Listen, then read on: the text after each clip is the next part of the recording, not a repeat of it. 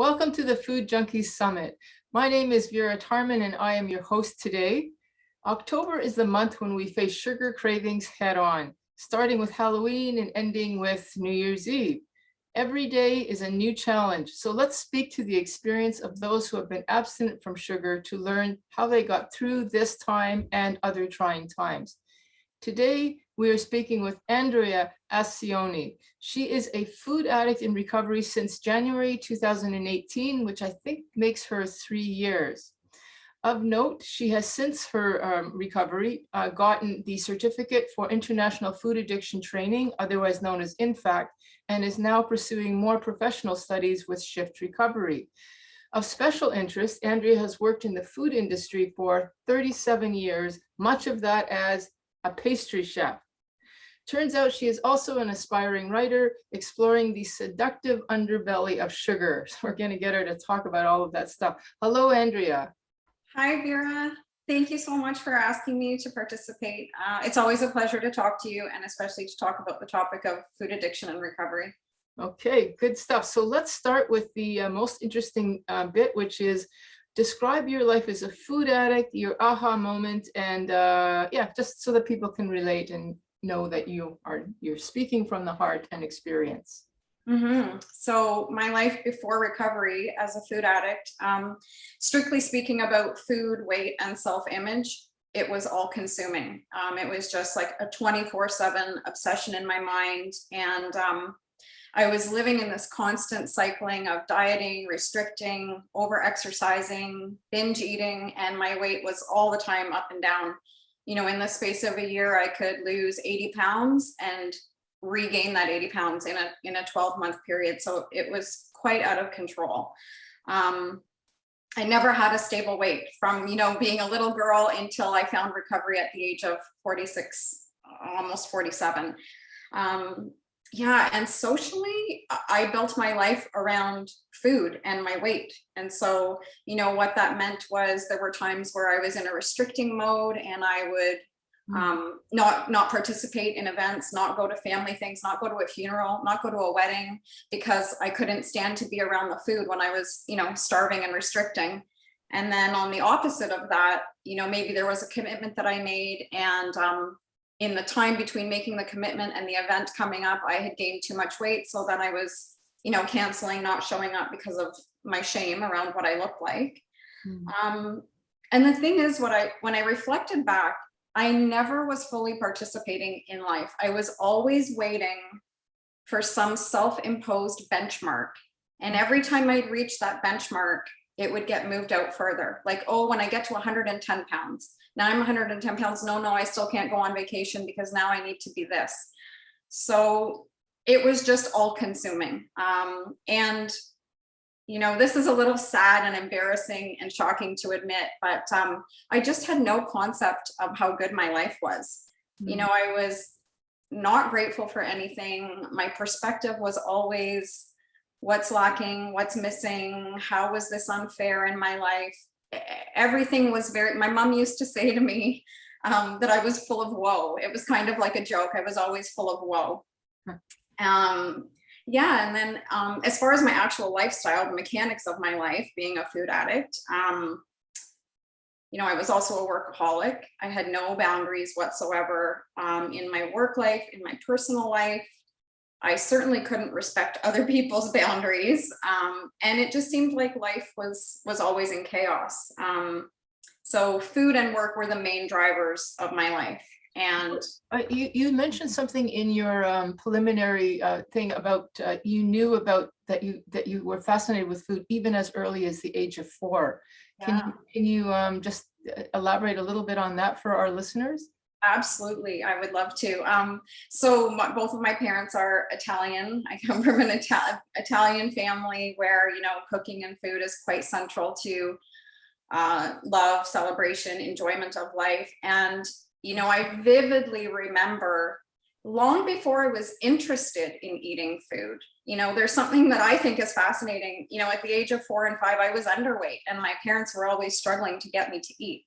But I was fascinated with food. You know, I would rush home from junior kindergarten to watch cooking shows on PBS. And, you know, I didn't even know how to print, but I'd be trying to print what the person on the cooking show was saying to write down the recipes. And I was fascinated watching my parents cook food. You know, I'd watch my dad with a hill of flour and a pile of eggs, and he'd make homemade pasta with his hands. And I'd watch my mom making pies and dotting the butter. And it was just this beautiful expression of love and creativity to me. It just was everything. And that was kind of the beginning of my fascination with food, even before I was really interested in eating food. Huh. So, and then it just went from there. You know, it was like, I remember being maybe 7 or 8 years old and asking for cookbooks for birthday gifts. Like, what kid is asking for cookbooks for their birthday present, right? And then, of course, that led eventually to a career in food, which there's some other sidetracks there. You know, I went to university for a biology and psychology degree. I took fitness leadership, and ultimately I ended up in the food industry. Yes, and you were a pastry chef. So yeah, that fascination with food obviously continued. So can you talk a little bit about your life in the food industry and how your food addiction worked around or lived in that? Yeah, it fulfilled every need I had, right? It was a creative outlet. It gave me my sense of worth. And you know what? It worked well to be a food addict and work in the food industry, because part of my job was recipe development, testing things, tasting things. You know, nobody would bat an eye, because no one blinked an eye if I gained 50 pounds in a year at the bakery where I worked, because it just sort of stood to reason. Part of my job is to eat this food and perfect it, right? So, but you know, the other side of the coin to that was eventually the entire scope of my life was reduced to nothing but food and work. And you know, my work gave me a lot of gifts, but it also worked against me, because it kind of kept me tied into both sort of addictions, right? Yeah. You have to work to make a life, but my work was around food. What I really hear you saying is that it sounded like as a food addict, you were in a dream job, but then the dream job was no longer a dream job. It ended up causing you a lot of, Yeah, and just if I can just touch on, you know, how that kind of led to my turning point. Yes, I just reached this emotional breaking point where I literally could not connect to joy. I just couldn't, not even from food. You know, I used to be able to eat food and feel the passion of it and just love everything about it, the taste, the effect on my brain, the sensations, the textures, everything about it got me high. And eventually that didn't happen anymore. And, you know, I remember one night sitting in the parking lot at work, crying in the dark at 11 o'clock at night, because I just didn't know what was wrong with me. I didn't know where to turn. Nothing made sense. I was really deep in isolation at that point. It was work and nothing else. I had more or less cut my family off. And again, nothing made sense. I was lonely, but I wanted to be alone all the time. So, and one other thing I remember very clearly, I could not look myself in the eye in the mirror. I couldn't find a single thing about myself that I loved, liked, respected.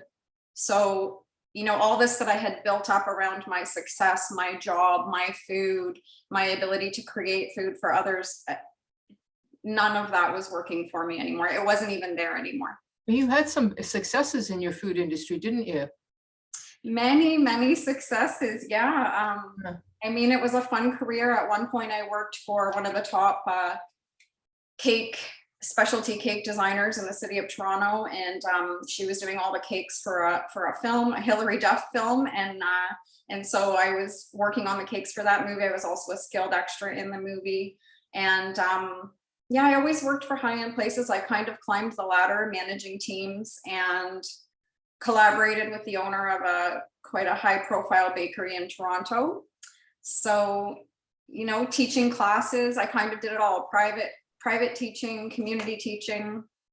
Yeah, like I say, it did give me a lot of gifts. And I think maybe that's what made it hard for me to see what was happening clearly in my life until that night crying in the parking lot, which was actually, that night was the turning point and what led me to recovery. Okay, so how did you get to recovery? So there you are in the car, realizing that you're lonely, yet you're keeping people away until you actually started to take the movement toward recovery. What was it? What was that? That was an interview being played on CBC radio with you. And that interview. Wow. yeah, and so, you know, it was like 11 o'clock at night. I think I'd been at work since probably 6 in the morning, and I was driving home and had the radio on that station, which I never would.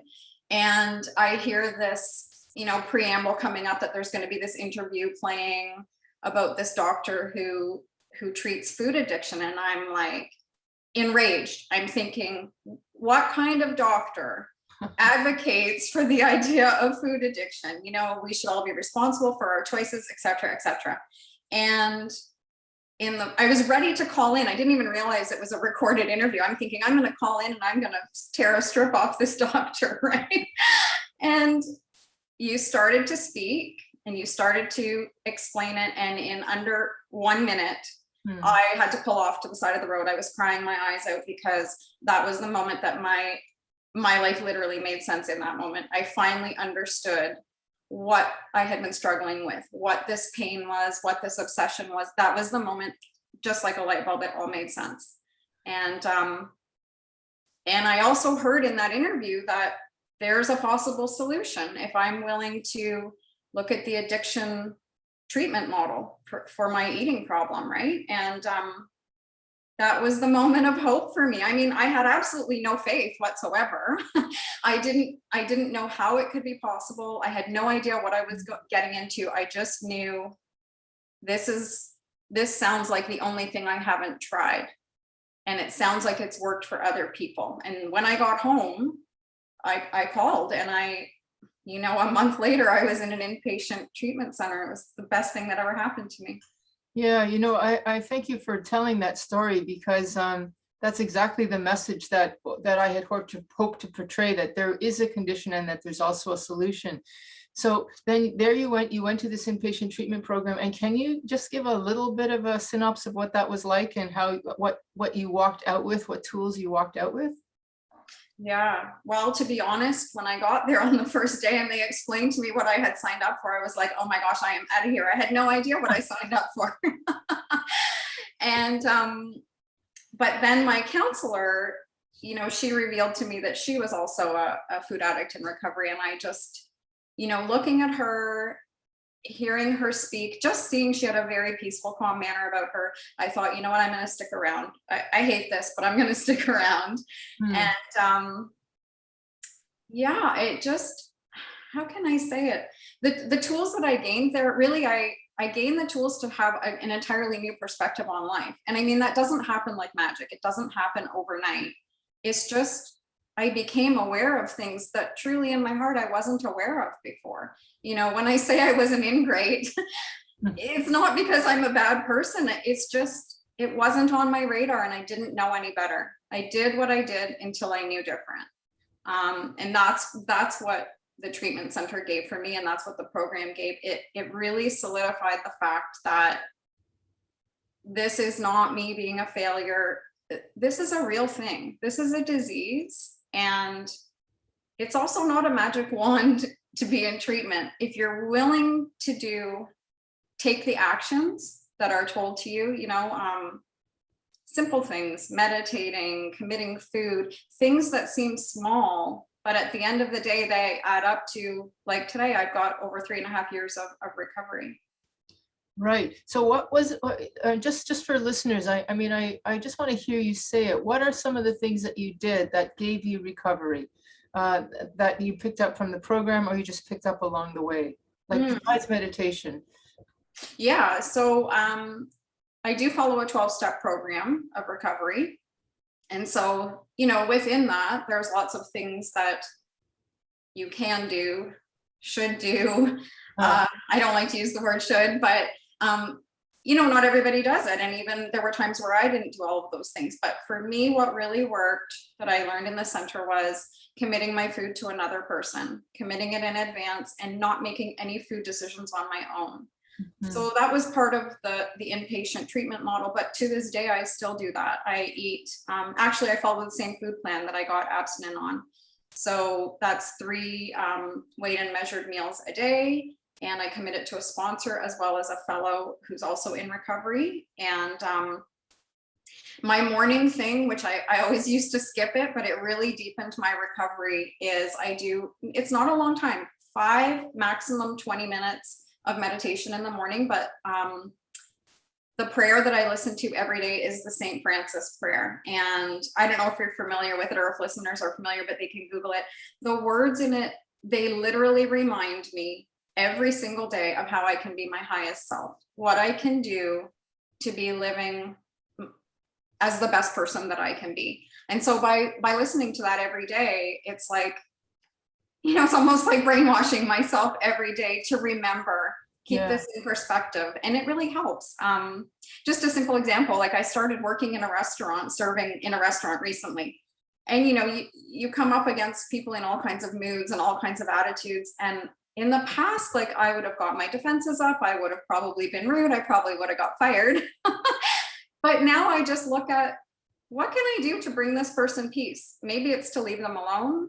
Maybe it's to smile. Maybe it's to compliment their hair. I don't know. But that's the type of thing that when I listen to that prayer and I meditate every morning, I'm kind of putting myself in what's my highest self for today. The other thing I do as part of my 12-step program, there's a nightly review that I do where I'm sort of going through my feelings, my thoughts, my actions, and if there's something that I did that needs to be amended to someone else, I follow through with that. And I always try to just keep in the top of my mind, which I never did before. I was always thinking of myself. Yeah. How can I help someone else? And it doesn't have to be a giant gesture. It can be something as simple as smiling at a stranger. It can be me picking up the phone to check on my parents. It can be accepting a phone call from a friend. So all of those things really are the foundation of my recovery program, I would say. And just to be really basic about it, and definitely no sugar in your food plan. Yeah, no sugar, no flour, and for me, no grains. I mean, I used to, it's interesting, right? Every food addict is different. I know people in recovery that they eat certain things that I just can't, and I eat certain things that they just can't. I could binge on anything before. I could binge on pineapple, I could binge on quinoa, I could binge on whatever. And I think too, that was a big piece of being in treatment, is learning that it's not a one size fits all for everyone. There's certain actions and steps that in my belief, everybody should utilize and adopt. But the food plan for you and for me and for the next person, it isn't going to be the same. All of us are different. Okay, so with this no sugar, no flour, no grains, I know I've asked you this question in the past because it's always boggled my mind. How were you able to continue, because you still remained a pastry chef for a while, and so how were you able to continue and even now still work in the food industry in some way? That is such an excellent question, Vera. Sometimes I wonder that myself. I did remain in the bakery as a pastry chef for actually right up until January of this year. So for the full first 3 years of my recovery. And I know it's going to sound impossible to people, but I can honestly tell you that I was neutral to it. Honest. I was neutral to it. And I did not call to you. It did not say, come and eat me. This is something new that you made. No. And I, as part of my asking for what I needed to stay in recovery, when I did first go back to work, I told my employer, for me, it was liberating to tell them my truth, to say, look, this is what I need. And this is why. And they were so wonderful. They gave me a tasting committee so I could still develop recipes, but I never had to taste anything. I had a committee of people that did all the tasting for me, gave me their feedback, and we would go from there. So that was a huge relief. That was one of my big fears getting in recovery, thinking like, oh my gosh, what do I have to change my whole life now, right? Yeah. which I did change my whole life, but I didn't change my career right off the top. And I can tell you honestly, I remember there were only 2 times in those 3 years where I thought, oh my gosh, there's something in the bakery that I think I might have to eat. And both times it was because I didn't eat my prescribed meal plan when I was supposed to. I had let myself go way over hungry. And the lid came off the chocolate icing and I smelled it and I was like, what do I do? What do I do? Because I never want to eat this and I've never wanted to eat it in all this time. So I knew I need to go eat my proper meal. And then I was okay. And that's what I found. I found that as long as I was employing the right steps, not letting myself get too hungry, not stretching like I used to go 14 hours with nothing but Diet Pepsi, it's no wonder that I would end up binging on whatever was there, right? Yeah. Yeah. Yeah. And so now, you know, it was kind of a bucket list thing. I always wanted to be a server. And that was, don't ask me why, I always wanted to be a server in a restaurant. And that was one of those things that I thought, oh, well, who's going to hire me because how I look, or I'm not thin enough, or I'm not this enough. And I thought, you know what? I'm going to try. And if they don't hire me, they don't. I'm not attached to outcomes anymore. That's a huge, huge gift of recovery. But funny enough, they hired me. And so I'm a server in like a family restaurant, and same as in the bakery. It's just kind of like, you know, when there's a mess in your house and you keep walking by the same mess and you know it's there, but you don't realize you need to clean it up. You don't address it. It's kind of like that. I don't notice the food. I just don't recognize it because it's not what I eat. You know, that if nothing else, that's a real testament to the success of the food addiction platform, that you can actually walk by foods that you would have binged on and not even notice them. Truthfully, I know it sounds impossible. It sounded impossible to me when I first found recovery. Yeah. And especially, so I want to go back to your writing, because this is something that we've discovered about you more recently. You know, you used to write about those foods that you binged on in such a potently powerful way, like seductive. Did you bring anything that you might read for us? I did bring a couple, and hopefully I don't make anybody blush. But it's interesting what you said, because you know, what I realized was, you know, I wanted to share my food, right? And so social media platforms, we put pictures and we put descriptions. And so it was a fun and creative way to share my food. But in retrospect, when I read them now, I can see, you know, that ethereal effect that food had on me. Like it was completely gripping. And, you know, I'd write these little vignettes where the foods themselves had thoughts and feelings. And when I go back and I read them, I realize that they're quite often based on what was going on inside for me, right? So I have one here, for example. Yeah. My favorite homemade ice cream to make was raspberry ripple ice cream. And, you know, so you'd make the vanilla bean ice cream and then I'd make the raspberry ripple from scratch. And at the time I was dating a guy who was like very emotionally unavailable. And I was making this ice cream for him, thinking like, this is my way to his heart. And so this was the writing.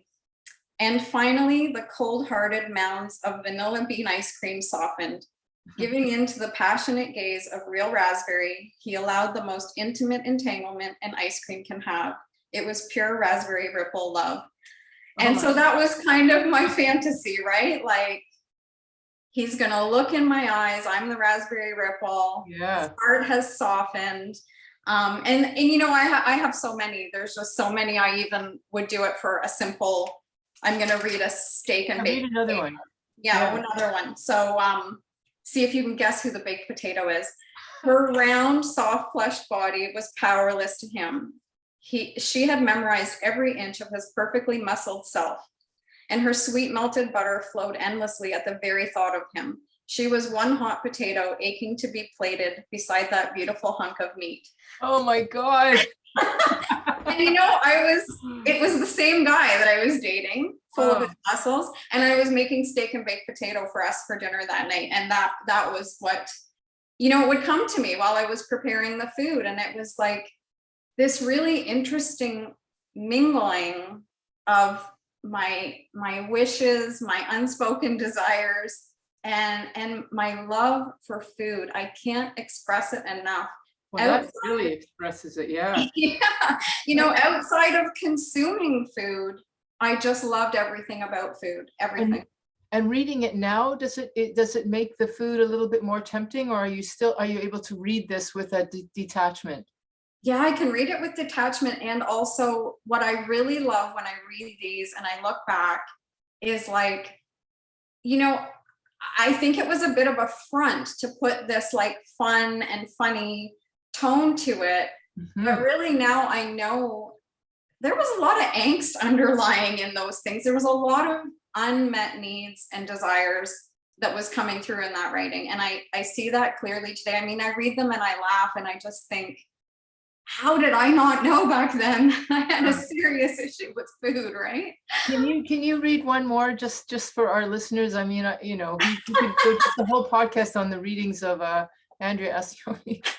Give us one more. Okay, here's a racy one. Okay. I loved making homemade ice cream. So I had made a Vietnamese coffee ice cream.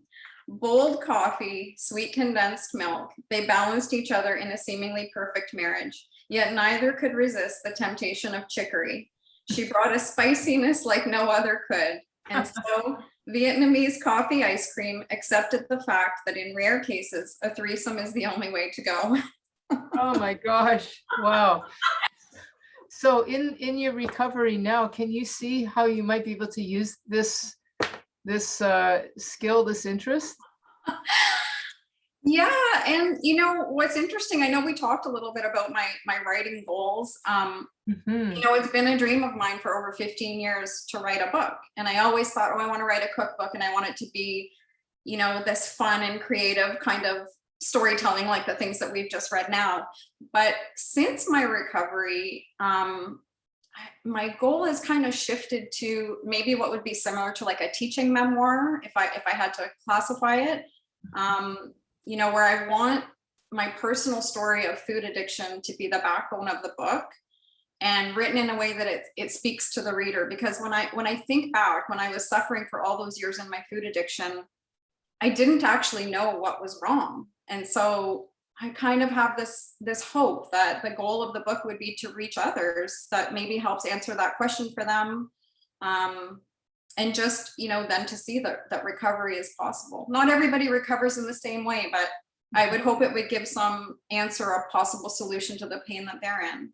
I think it would be an absolutely unique and like a marvelous contribution to the food addiction world to have a cookbook or memoir / cookbook, because I'm sure you can do something with the healthy foods of today and make them as deliciously tantalizing, and have this sort of element of creativity. I think that would be, I'm sure our readers would snap up a book like that.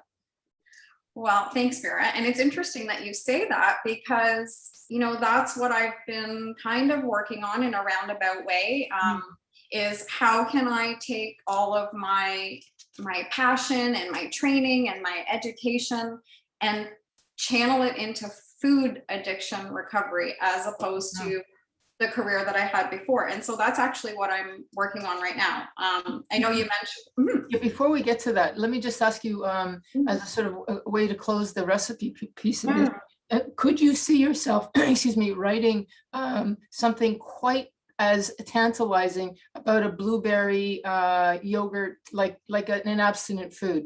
Because there's a lot of people who go, how can I live without eating? I need that sugar. Could you make a food that we do eat just as tantalizing? Yeah, I absolutely can. And I have, and unfortunately I couldn't find any of that writing, but I do remember putting something out there and it was a salad and it was the exact same type. Oh my God, a salad. Love it. Post it on the Facebook group. Okay. Anyway, you were going to say something about your sort of professional interests now that you wanted to pick up on that. Yeah. Right. Yeah. Just, my struggle in early recovery was, such a big piece of my identity was my career and my clearly love of food in all aspects of my life. And so over the last few years, I've thought, how can I present that in the recovery community? And I mean, I do it for myself every day, right? I eat abstinently, and I like to make nice meals. That's just what I like to do. So I've just recently started working with Shift Recovery on, we're developing a food coaching program. And as you mentioned in the intro, I did my InFact training in 2018. So I'm also working in coaching and counseling capacity with them, still doing some intensive training at the moment. But my idea around food coaching, it sort of came to be, I just thought there was a gap in the recovery process, in the initial getting abstinent recovery process. I was so fortunate to be at an inpatient center where my meals were prepared for me. I didn't have to think, I didn't have to shop. And then, I came home and it's like, I've done catering gigs for 1,000 people, no problem. I've directed teams to do this, that, and the other. But let me tell you, I was running to the grocery store every 3 days, running out of this vegetable, now too many vegetables going in the garbage. And I thought, if me, and a food industry professional, is having such a hard time with this, what's happening for people who don't like to cook, don't know how to cook, aren't interested in cooking, maybe have lived on fast food or prepared foods? And so that's where the wheels started going for me.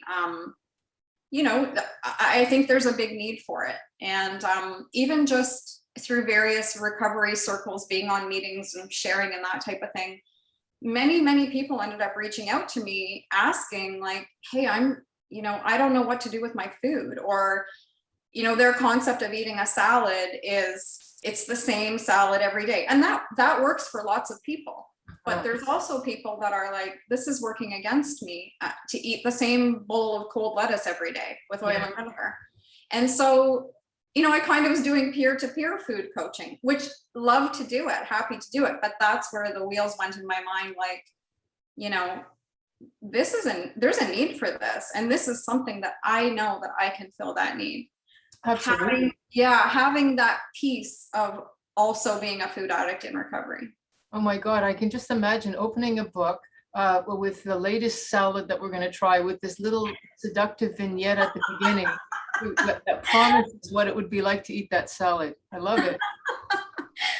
Okay. So I guess, one of the questions that I want to ask is, what do you feel would be your unique contribution? Well, I think we're kind of hitting on that right now. Yeah. Yeah, I think my unique contribution is that, and I've heard this said by other people, right? Maybe they've gotten food coaches before, or a nutritionist or a dietitian, which is fantastic. Those are all very valuable resources. I think the missing piece that I have to offer is I've experienced living in food addiction, and I've experienced getting into recovery and thinking, oh my God, this sucks. Are you kidding? Right? And everything that goes into it, because it's hard at the beginning. It really is hard. You're changing your whole life, right? It's an entire psychic shift. And so I really think that that's kind of my leg up as far as working in the food addiction community, right? I wouldn't choose to be a food coach for bodybuilders or that type of thing. Right. I don't know if this is a similar question or not, but what would you consider to be your greatest success, or what would you attribute your success to? Like one thing. Honestly, I think I would say my greatest success was finding out what it was inside of me. What need was I trying to meet with the food, and cultivating that. So for example, when I wanted to be expressing creativity and be artistic, I'd bake a bunch of sugar cookies and paint them. And now I don't paint sugar cookies, I sketch on paper. It was like, what's the underlying need? And when I found that, I just really discovered myself, to be honest. Everything was masked by food. And not to say that in a negative light. I did a lot of great things with food. It served me well in my life, right? In many, many ways. But now I have this diversity and this aliveness. It's like discovering something new. So, you know, makeup, painting, Yeah. every aspect. You know, before, if I wanted to show my parents that I love them, I'd bring them a coffee cake and I'd pop in for 5 minutes and leave. Now I don't show them love with a coffee cake. I go and I visit them and I listen to them and I talk to them. Uh, So yeah, I would say that was my greatest success was over time, you know, I've built this life where I just live in a state of always looking forward to what fills me up. And I'm never thinking anymore of what's missing, what's lacking. Oh, I can't have a cupcake today. It just doesn't come to me. What comes to me is I just love life, and I didn't before. Wow. Wow. I'm just thinking, I can just imagine your parents, rather than the coffee cake, really wanting just Andrea for that extra bit of time to listen and kvetch to. So what would you say is still a struggle? Like you mentioned that the Italian way, it's all about food. How do you manage that? And I know a lot of listeners struggle with that. How do you manage today with the people who still believe that the coffee cake is the expression of love, even if it's the coffee cake they want to give you and you don't want to eat it? Mhm. What's worked for me to have a lot less struggle for my life, and this isn't for everyone, but for me, it was just to speak my truth and to know that the people who love me, my parents, my close friends, my family, they just want me to be happy. They know what I was like my whole life. My moods were up and down. I was erratic. Every single person says it. Like, you're just a different person. You're so peaceful. You're so happy. And they want that for me. And I'm a better person being in their life that way, right? So for me, you know, I really reduced the struggle just by saying, this is what I need to be this person and live this way. And so, you know, I love to share how, you know, there's my dad who, I mean, he's an amazing cook. The stuff that he made, the stuff we used to make together, Uh, you know, here he is calling me up. We never talked on the phone before. I used to avoid talking to my dad at all costs, right? Here he is now calling me up. Can you have butter on cauliflower? If I make meatballs, can I put this in it? No, Dad, don't put that in it. Okay, no problem.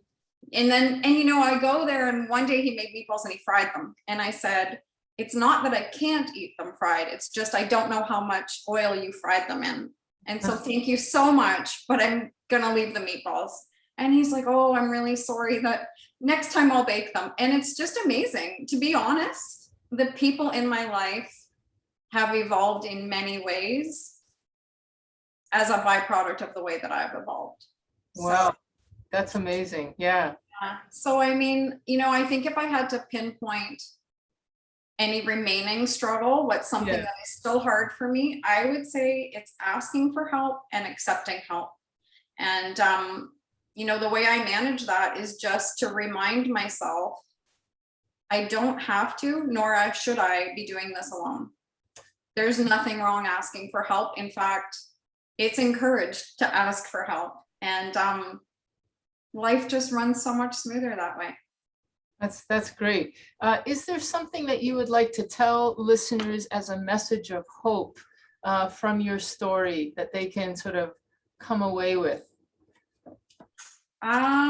Yeah, and that would be, I would say I would equate it to what I needed to hear. And when I think back over my journey was, you know, there are others who are living with the same pain that you are, the same struggles, thoughts, experiences, and you're not a failure if you're living this way because you didn't figure it out or fix it on your own. That was, you know, I was all the time beating myself up about that.